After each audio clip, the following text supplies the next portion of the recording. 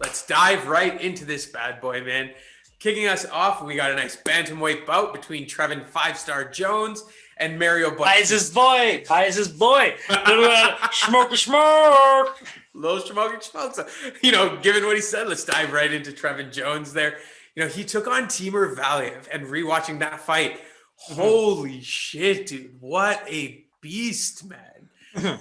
Sucks that one was nullified by the smoky smoke, but what an impressive comeback, man. Timur was really, it felt like dictating the pace, really landing the shots, but Trevin came back nice. What did you see on that one? Well, I mean, to be honest with you, we saw Timur absolutely demolish all three levels of striking, right? He attacked the legs, he attacked the body, he attacked the head.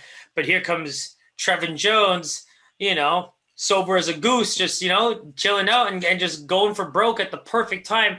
I can remember that Valiev's hands were kind of down towards the fence, and he just kind of came around and swung right at him. And it was like, that almost seemed like a cheap shot street fight in a weird way. It was just like, did Valiev almost seem like he didn't expect it? Because I was just a little it was just a perfect shot, right? Perfect shot, perfect power, dropped him. And we talked about Valiev a bit after that fight. We even said, in terms of keeping his hands up, and when he's especially attacking lower parts of the body, things like that, or when he's even maybe tired from just trying to throw so many strikes at a guy who clearly was able to take a lot of damage, right? That's the big thing with Trevin Jones. I think he just proved his durability in there. His ability to just kind of, like you said, perseverance to find that perfect shot and just drop a guy who was so hyped going into that fight. That was probably my best part of that one. Yeah, that was a really enjoyable one to rewatch, man. I thoroughly enjoyed that one.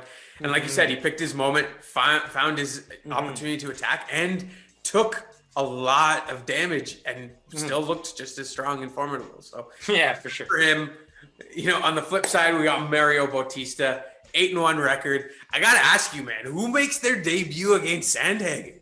Okay. In what world does this happen? Hold on. Anyway, John Lineker was supposed to take that fight. John Lineker could not take that fight. And here comes our boy, Super Mario, thinking he really is Super Mario and just hopping right in there. And all the power to him, right? He actually looked good. I think you probably watched that fight. And then, Sandhagen does Sandhagen things.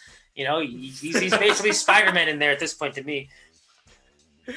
He's got a new movie coming out. Check it out. Honestly, he that's what he looks like. I was watching him in the ring. I'm like, we keep touching on Maniscalco, but when he talks about the fighters coming into the ring, that's this guy right here. So much energy, man. He was bouncing around everywhere, throwing insane knees, kicks. We saw one land with Miles Johns that really knocked him out. So I love this man's style.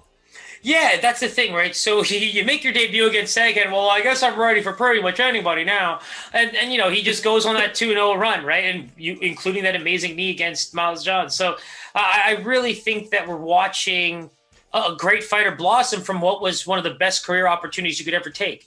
If my UFC debut is a loss to Corey Sandhagen, inshallah, bro, make that happen. Let's go, bro. Are you kidding me? That guy is probably still so grateful for that opportunity and is laughing to the bank after 2 straight wins, right? So I'm really excited to see what he can do against the guy who's very durable, almost in a crash test dummy kind of way, but Trevin Jones is very skilled on the feet, and despite being able to take shots and things like that, scrambles, things like that are going to really be the difference. I think, Mario needs to avoid leaping in. We saw what happened when hands can be down against a guy like this. I think the speed could be a problem. There's no real size advantage here either. So I think that what Mario brings to the table is a very real skill set. And I think a guy like Trevin Jones, who looked fairly raw, but also very durable and resilient and, crisp. That was a very crisp strike, if you ask me.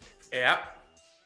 Yeah, I can't believe this is the first fight on the card. It shows you the epicness of this card. Epicness. This is going to be a great one to kick us off. Let's quickly touch on the lines here. I personally have no idea who's going to be the favorite here. I'll go ahead and guess first.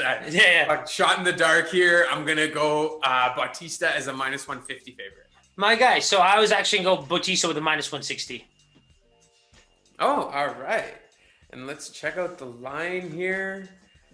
We do not have a line on this one. Yeah, so just a heads up for you too, Pies, because I know you're not getting preemptively the look at the lines now. a lot of these fights, even from when I set my list up over the last couple of days, like there was a bunch added over the last week or so. So, I mean, you're going to see like these weird ones come up.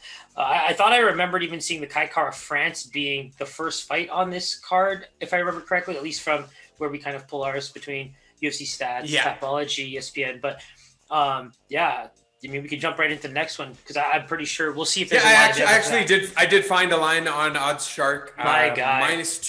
Minus 210 for Bautista. Beautiful. I mean, that lines up more with me than you, but I think that we have a pretty good understanding of where the lean should be. I think we already discussed kind of what we were saying, right? The speed, the movement, things like that. It's just you're going to be seeing the athletic, polished, quick kind of fighter hop in there, and I think that's what's going to maybe be a bit of a difference for them. But again, Trevin has shown some very interesting power, and that's what makes me excited to watch him fight again. So that wraps up UFC 259. Man, what a treat that was. Discussing it with you. I cannot wait to watch it. It's going to be a beauty. Make sure you don't miss this one. If you haven't already done so, hit that subscribe button, hit that bell button. All our information is below. Always a pleasure, Siraj. This one was extra special, man. My man, it's one of the best cards we'll probably see this year, maybe for a very long time. So I'm glad all these guys getting on there. Let's just hope they stay healthy. All right. Take care, my brother. Peace.